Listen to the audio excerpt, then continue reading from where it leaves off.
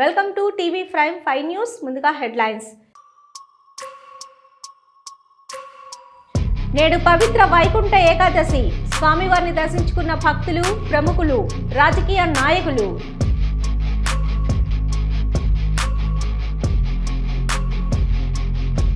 పచ్చపత్రికలు ఒక్కరోజు కూడా నిజాల్ని రాయలేవా?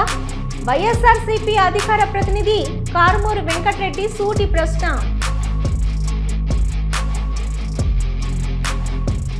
రాష్ట్ర డీజీపీ వ్యాఖ్యలు బాధ్యత రాహిత్యంగా ఉన్నాయి. పెట్రోలింగ్ వాహనాలు లేకపోవడంతో నిందితులను నడిపించుకు తీసుకెళ్లారని చెప్పడం డీజీపీకి తగదన్న YSRCP legal cell working president Sudarshan Reddy. నేడు వైకుంఠ ఏకాదశి సందర్భంగా ఆలయానికి పలువురు ప్రముఖులు, రాజకీయ నాయకులు దర్శించుకున్నారు.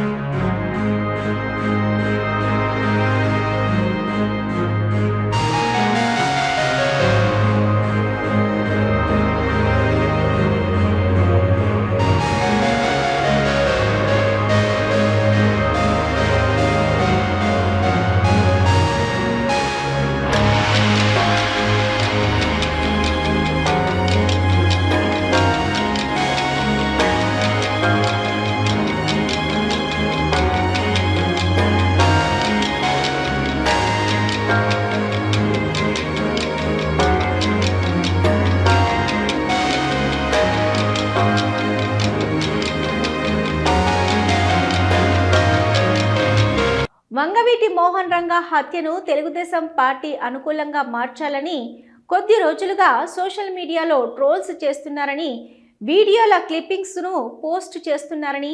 అయితే వంగవీటి హత్య ఉదాంతం అందరికీ తెలుసు.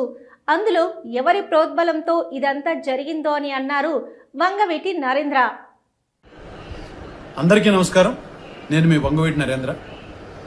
ఒక 5 రోజులుగా కొంతమంది నీచ ఆలోచన కలిగిన లుచ్చాగాళ్ళు రంగా గారి మర్డర్ని కొన్ని వీడియోలు బిట్స్ చేసి ఒక ఎస్పీ రామ్మోహన్, ఆ రోజుల్లో ఎస్పీ, అతను డిఐజీ అనుకుంటప్పుడు అతను మాట్లాడింది, అలానే ఈ దాసర్ రాము వీడు వాగినటువంటిది క్లిప్పింగ్స్ పెట్టి ప్రజల్లోకి బాగా వదిలి దాన్ని చాలా ట్రోల్ చేస్తున్నారు.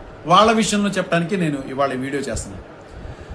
ఎస్పీ రామ్మోహన్, మీరు ఆ రోజుల్లో ఉన్నారన్నారు కదా, మీకు అన్నారు కదా కడప బాంబులు వచ్చినాయి ఇక్కడికి, అవి బాంబుల యొక్క శకలాలు అవి తీసుకున్నాము మేము ప్రూఫ్ల కింద అని చెప్పని మాట్లాడుతున్నావు కదా. నువ్వు ఒక సిన్సియర్ ఆఫీసర్ అనుకుంటా కదా బహుశా, అంటే నువ్వు చెప్పుకునేది నువ్వు ఒక సిన్సియర్ ఆఫీసర్ అని చెప్పుకుంటున్నావు, అంతేనా?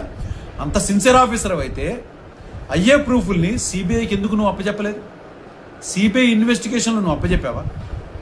సిబిఐ కేసు దర్యాప్తు చేసి అందులో ఉన్నటువంటి పాల్గొన్నటువంటి దుర్మార్గులకి శిక్ష పడేలా నువ్వు ఎందుకు చేయలే? అమ్ముడుపోయావా? నువ్వే కాదు, ఆ రోజు ఎస్పీగా ఇక్కడ ఉన్నటువంటి వ్యాస్ కూడా మీ అందరూ ప్రభుత్వానికి తొత్తుల్లాగా పనిచేశారు.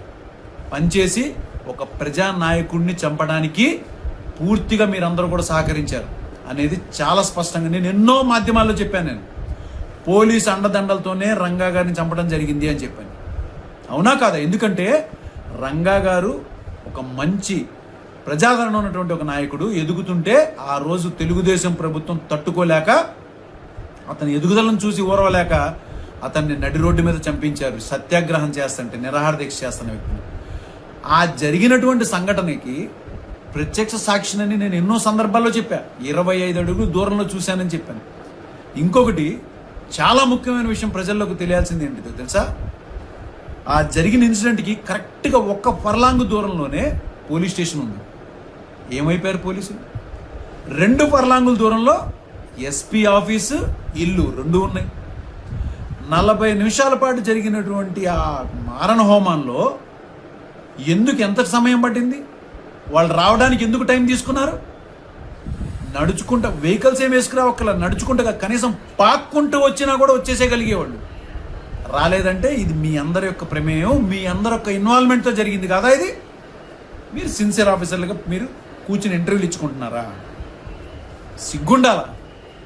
ఇక నీలాంటి వాళ్ళ మాటలు పట్టుకుని వాడు ఒకడు దాసరాముగడు వాడి మధ్య తిరిగినటువంటి ఒక పార్టీ ఊడిగం చేస్తుంది తెలుగుదేశంకి. మరి అందులో లబ్ధి పొందాలి కదా.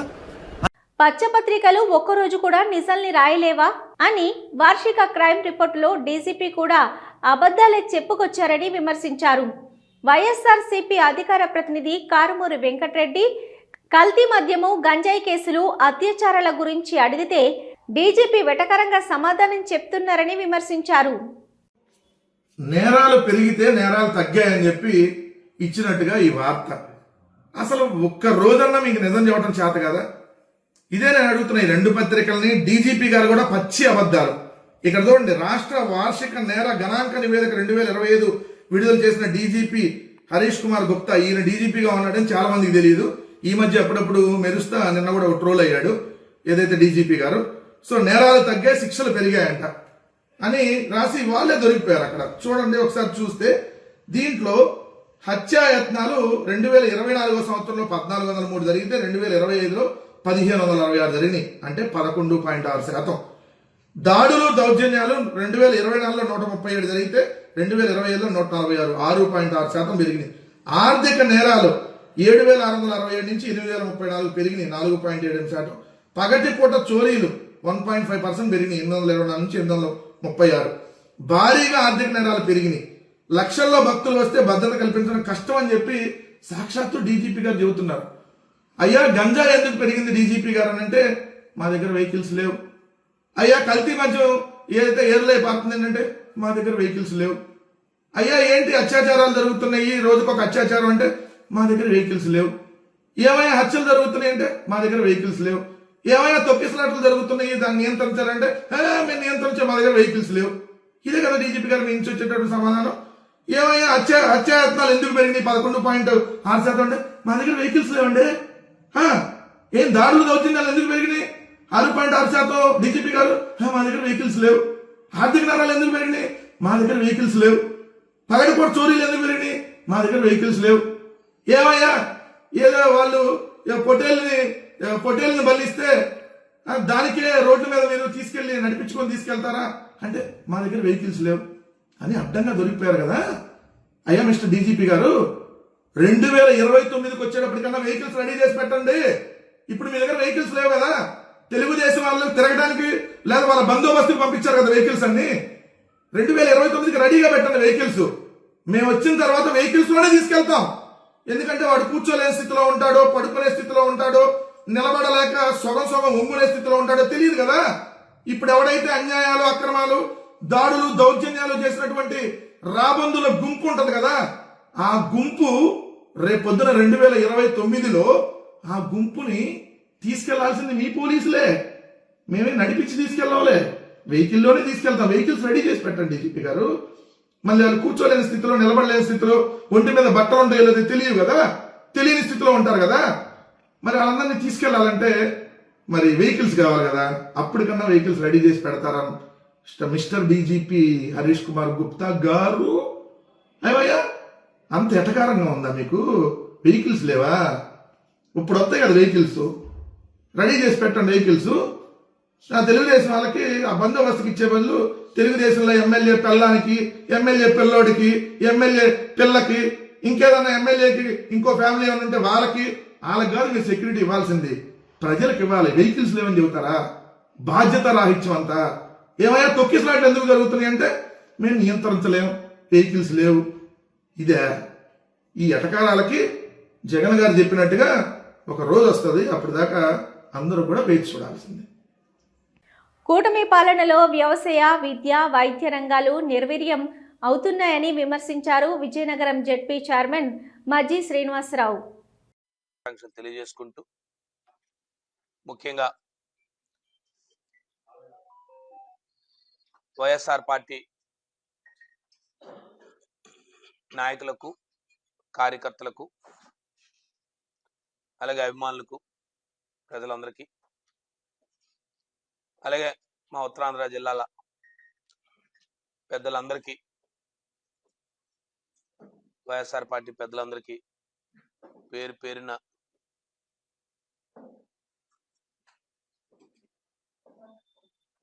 నూతన సంవత్సర శుభాకాంక్షలు తెలియజేసుకుంటూ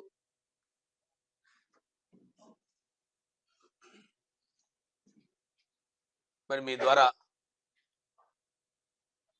గౌరవనీయులు మా పార్టీ అధ్యక్షులు మాజీ ముఖ్యమంత్రి వర్యులు వైఎస్ జగన్మోహన్ రెడ్డి గారికి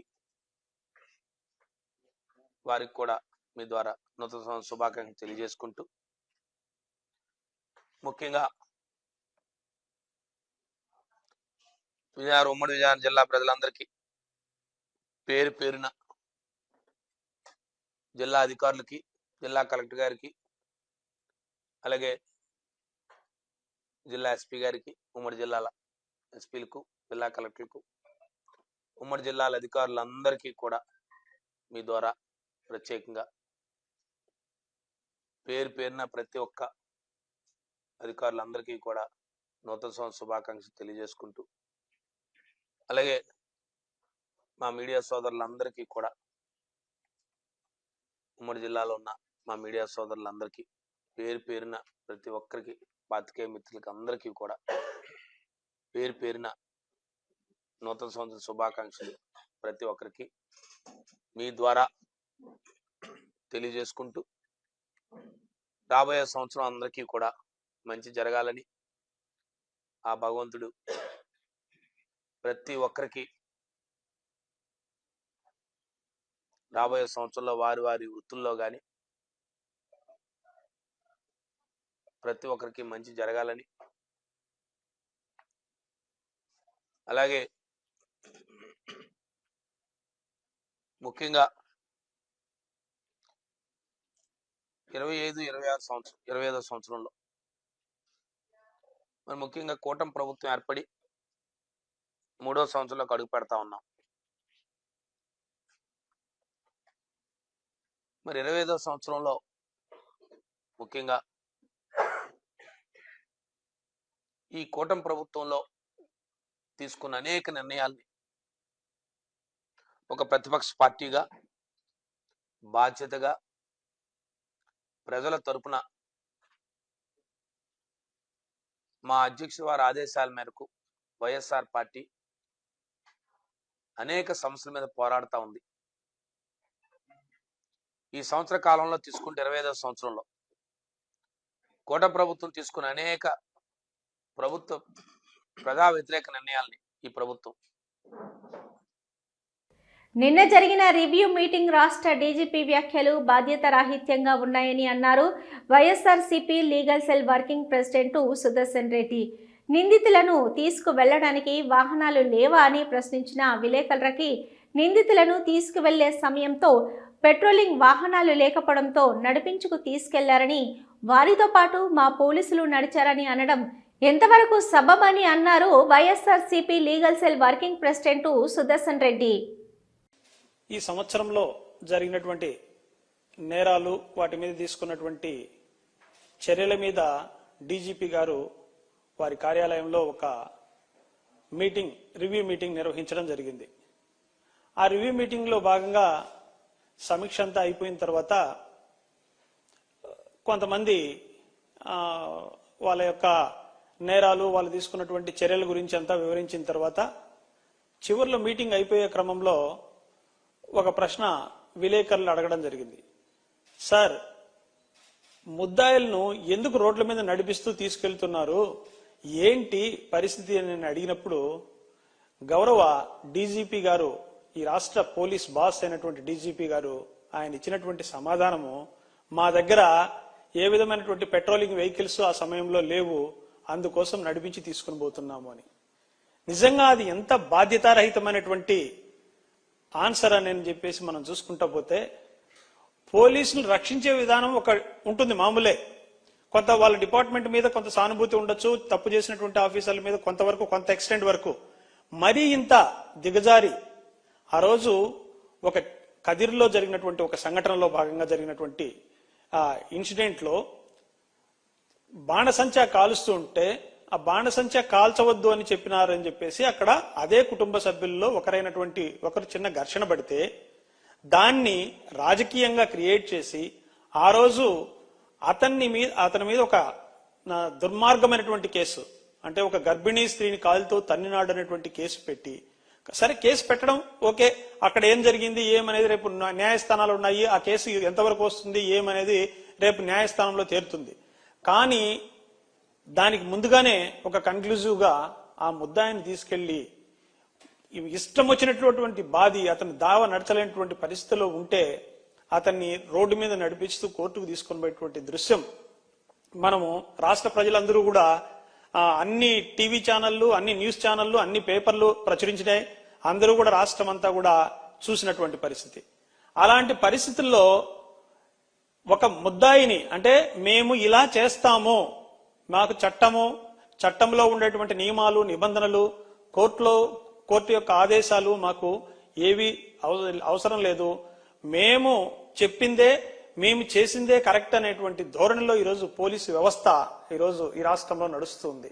ఇలాంటి వ్యవస్థలో, ఈ విధంగా నడిచేటువంటి వ్యవస్థలో గౌరవ డీజీపీ గారిని విలేకరులు అడిగితే అంత బాధ్యతారహితంగా ఆయన సమాధానం చెప్పారంటే, ఒక పోలీస్ బాస్ గా ఉండి మీరే ఆ విధమైనటువంటి సమాధానం చెప్పి పోలీసుల యొక్క కింది స్థాయిలో చేసినటువంటి అధికారులు చేసినటువంటి తప్పిదాలను కూడా మీరు సమర్థిస్తున్నారు అంటే ఇంకా కంచే చేను మేస్తే ఎవరికి చెప్పుకోవాలి? ఈ రాష్ట్రంలో పోలీసు పెద్దలైనటువంటి మీరే ఈరోజు ఈ చిన్న కింది స్థాయిలో చేసేటువంటి అధికారులు వాళ్ళు చేసేటువంటి వాళ్ళ యొక్క పోస్టింగ్ల కోసము వాళ్ళ కోసం వాళ్ళు చేసేటువంటి అక్రమాలు అన్ని లేవు. పొద్దున చెప్పిన మాట సాయంత్రానికి మార్చే రకం మన ముఖ్యమంత్రికి అని అన్నారు మాజీ మంత్రి సాకే శైలజానాథ్. ఒక్క పైసా ప్రజలపై భారం పడకుండా అమరావతి నిర్మిస్తానన్న చంద్రబాబు మళ్లీ మాట తప్పారని విమర్శించారు మాజీ మంత్రి. ఇంతకాలం చంద్రబాబు నాయుడు ప్రభుత్వం సాగిస్తున్న దుర్మార్గమైన పరిపాలన నుంచి వెసులుబాటు వస్తుందేమో అని పాపం ఆశలు పెట్టుకొని ఎదురు చూశారు. ఆశలు పెట్టుకున్న దాంట్లో అన్ని వర్గాల ప్రజలు ఉన్నారు. చదువుకునే పిల్లలు తమ ఫీ రీఎంబర్స్మెంట్ బాకీలను కట్టేస్తాడేమో, కట్టేసి హాల్ టికెట్ల సమస్య లేకుండా చూస్తాడేమో కాలేజీల నుంచి అని అనుకున్నారు. అట్లాగే ఆరోగ్యశ్రీకి బాకీ పడ్డ నిధులను విడుదల చేసి రోగగ్రస్తుల్ని, బాధపడే పేదల్ని జబ్బుల నుంచి కాపాడి ఈ రాష్ట్రాన్ని ఆరోగ్యకరంగా ఉంచేందుకోసం నిర్ణయం ప్రకటిస్తారేమో అని దాదాపు రాష్ట్రంలో ప్రతి ఒక్కరు కూడా ఎదురు చూశారు. పైగా మాలాంటి వాళ్ళం, అనంతపురం జిల్లా వాళ్ళం కదా, ఏమైనా ఇన్పుట్ సబ్సిడీ, ఇన్సూరెన్సులు, అట్లాగే 100% సబ్సిడీతో విత్తనాలు ఇట్లా ఇస్తాడేమో అని, దాంతోపాటుగా ఆత్మహత్య చేసుకున్న రైతాంగానికి మీరు ఆత్మహత్యలు చేసుకోవద్దని చెప్పడంతో పాటుగా ఆ కుటుంబాలని ఆదుకోవడం కోసం ఇతోధికంగా ఆర్థిక సహాయం కానీ వ్యవసాయపరంగా సహాయం ప్రకటిస్తారేమో రాష్ట్రం మొత్తం మీద అని కూడా ఆలోచించాం. ధరల స్థిరీకరణకు ఎట్లాగూ ఆ విమానాలకు 100 కోట్లు, ఆ యోగా డేలకు 100 కోట్లు ఖర్చు పెడతాడు కదా, ధరల స్థిరీకరణ కూడా అసలుకి ఒక 2-3 వేల కోట్లు ఏమన్నా ఖర్చు అనౌన్స్ చేస్తాడేమో అని ఆశపడ్డాం. అంతేకాకుండా 2 సంవత్సరాలు వస్తుంది. ఇంకా ఆయన మేనిఫెస్టోలో చెప్పిన విధంగా నిరుద్యోగ భృతి ఏమైనా 1500 రూపాయలు ఇస్తారేమో అని నిరుద్యోగ యువకులు అందరూ వెయిట్ చేశారు. దాంతోపాటుగా పెన్షన్కి 50 ఏళ్ళు దాటిన ప్రతి ఒక్కరికి 4000 రూపాయలు పెన్షన్ ఇస్తా అని చెప్పిన ఆ పెన్షన్ డబ్బులు అనౌన్స్ చేస్తారేమో. ఎందుకంటే చంద్రబాబు నాయుడు గారు పెడుతున్న ఆఖరి ఈ సంవత్సరానికి మీటింగ్ కదా అని అనుకున్నారు. కానీ ఏ ఉపయోగం లేదు. వైకుంఠ ఏకాదశి సందర్భంగా వెంకటేశ్వర స్వామి దేవాలయంలో ప్రత్యేక పూజలు నిర్వహించిన ఎమ్మెల్యే పల్లె సింధూరారెడ్డి. శ్రీ సత్యసాయి జిల్లా పుట్టపర్తి మండలం వెంకటగారిపల్లి గ్రామంలో వెలిసిన వెంకటేశ్వర స్వామి దేవాలయంలో వైకుంఠ ఏకాదశి సందర్భంగా పుట్టపర్తి ఎమ్మెల్యే పల్లె సింధూరారెడ్డి ప్రత్యేక పూజలు నిర్వహించారు. ఈ సందర్భంగా గ్రామ ప్రజలు ఎమ్మెల్యేకి అపూర్వ స్వాగతం పలికారు. అనంతరం ఉత్తర ద్వారం గుండా వెంకటేశ్వర స్వామి ఆలయాన్ని సందర్శించిన ఎమ్మెల్యే పల్లె సింధూరారెడ్డి వెంకటేశ్వర స్వామిని దర్శించుకొని దేవాలయంలో ప్రత్యేక పూజలు నిర్వహించారు. అనంతరం వైకుంఠ ఏకాదశి సందర్భంగా దేవాలయ నిర్వాహకులు ఏర్పాటు చేసిన అన్నదాన కార్యక్రమంలో పాల్గొని వచ్చిన భక్తాదులను ఆప్యాయంగా పలకరించారు. వైకుంఠ ఏకాదశి సందర్భంగా పుట్టపర్తి నియోజకవర్గంలోని దేవాలయాలు భక్తులతో కిటకిటలాడాయి. ఈ కార్యక్రమంలో కూటమి నాయకులు, భక్తులు పెద్ద ఎత్తున పాల్గొన్నారు.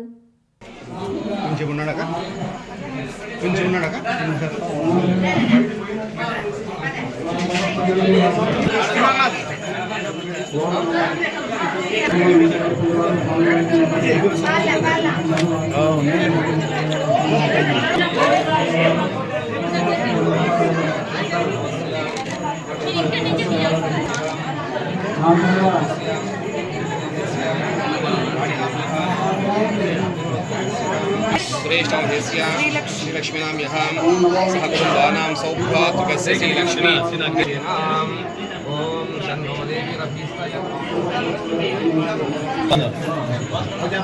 అటు దారిలోకి తీసుకుంటా ఖాళీ ఉంది ఆడ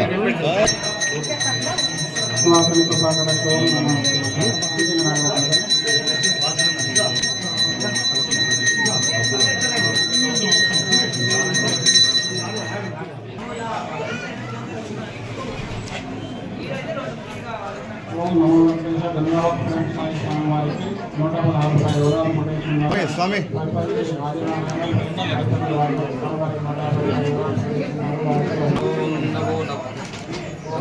भवति जायमानो नाकित समग्रं भागं देवेभ्यो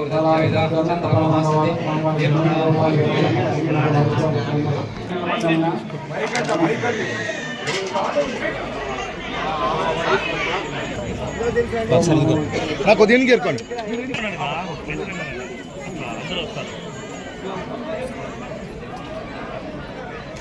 లైటింగ్ పడుతుంది నాగేంద్ర కప్పల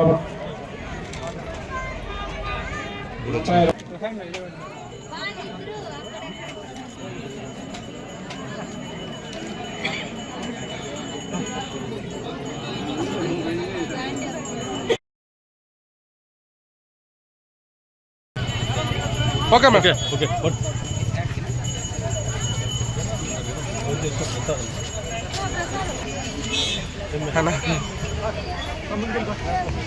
కల్లవెల్ల శ్రీనివాసుని కృపాకటాక్ష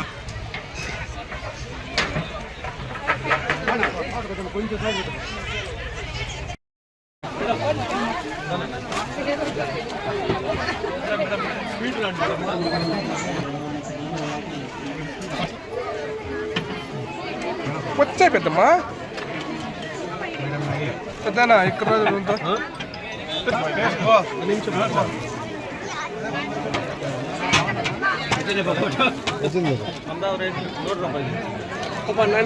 నోడప్ప ముక్కోటి ఏకాదశి సందర్భంగా సింహాచలం శ్రీ వరహ నరసింహస్వామి వారి ఉత్తర ద్వార దర్శనం చేసుకోవడం నా అదృష్టమని అన్నారు భీమిలి ఎమ్మెల్యే మాజీ మంత్రి గంటా శ్రీనివాసరావు. ఈ సందర్భంగా ఆయన రాష్ట్ర ప్రజలందరికీ వైకుంఠ ఏకాదశి శుభాకాంక్షలు తెలిపారు. అందరికీ ముందుగా నమస్కారం. ఎంతో ఆశతోటి ఎప్పుడెప్పుడు ఈ పర్వదినం వస్తుందని చెప్పని వేయి కళతో ఎదురు చూస్తున్న ఈ వైకుంఠ ఏకాదశి మనందరం కూడా ముక్కోటి ఏకాదశి కూడా చెప్పుకుంటాం. ఆ పర్వదినాన మన ఉత్తరాంధ్ర ఎలవేల్పు మనందరం ఎంతగో ఆరాధించే ఆ సింహాద్రి అప్పన్న స్వామివారి యొక్క దర్శనం ఉత్తర ద్వారం ద్వారా చేసుకోవటం చాలా అదృష్టంగా భావిస్తా ఉన్నాను. అయితే ఈసారి స్పెషల్ ఏంటంటే ఈ సంవత్సరం జనవరి 10 ఇలాగే ఉత్తర ద్వార దర్శనం చేసుకున్నాం వైకుంఠ ఏకాదశి సందర్భంగా. మళ్లీ సంవత్సరం తిరగకుండానే మళ్లీ రెండోసారి ఈరోజు 30వ తారీఖు డిసెంబర్ లో ఒకే సంవత్సరం 2 సార్లు స్వామివారి దర్శనం ఉత్తర ద్వార చేసుకోవడం విధంగా ఒక అదృష్టంగా భావిస్తా ఉన్నాం. మరి మిగతా అన్ని ఏకాదశులు ఏటకు సంబంధించి ఈ ముక్కోటి ఏకాదశికి ఒక ప్రత్యేకత ఉంది. మరి సంవత్సరంలో వచ్చే ఒకే ఒక ముక్కోటి ఏకాదశి. ముక్కోటి దేవతలు కూడా ఈ రోజు ఈ దేవతలందరూ ఇక్కడ తిరుగుతుంటారని ఒక ప్రతీతి. మన హైందవ సాంప్రదాయం ప్రకారం ఈ రోజు ఎవరైతే ఉత్తర ద్వార దర్శనం ద్వారా స్వామివారిని దర్శించుకొని స్వామివారి ఆశీస్సులు తీసుకుంటామో వాళ్ళందరికీ కూడా ముక్తి మోక్షం లభిస్తున్నది ఒక ప్రగాఢమైన నమ్మకం. మరి అటువంటి పర్వదినం వేలాది మంది భక్తులు ఈ రోజు ప్రపంచంలో ఉన్న అన్ని హిందూ దేవాలయాల్లో ప్రత్యేకించి వైష్ణవాలయాల్లో ఈ ముక్కోటి ఏకాదశి ఒక పండగ వాతావరణంలో అంగరంగ వైభవంగా జరుగుతూ ఉంది. సింహాచలంలో కూడా మరి ఇక్కడ మొత్తం ఈవో గారు కానీ వాళ్ళ స్టాఫ్ అంతా కూడా చాలా చక్కగా అరేంజ్మెంట్స్ చేశారు. ప్రముఖ పుణ్యక్షేత్రమైన శ్రీకాళహస్తిలో వైకుంఠ ఏకాదశి సందర్భంగా శ్రీ ప్రసన్న వెంకటేశ్వర స్వామివారికి ప్రత్యేక పూజాది కార్యక్రమాలు నిర్వహించారు. వివిధ రకాల పుష్పాలతో అలంకరించి శాస్త్రయుక్తంగా పూజలను నిర్వహించారు.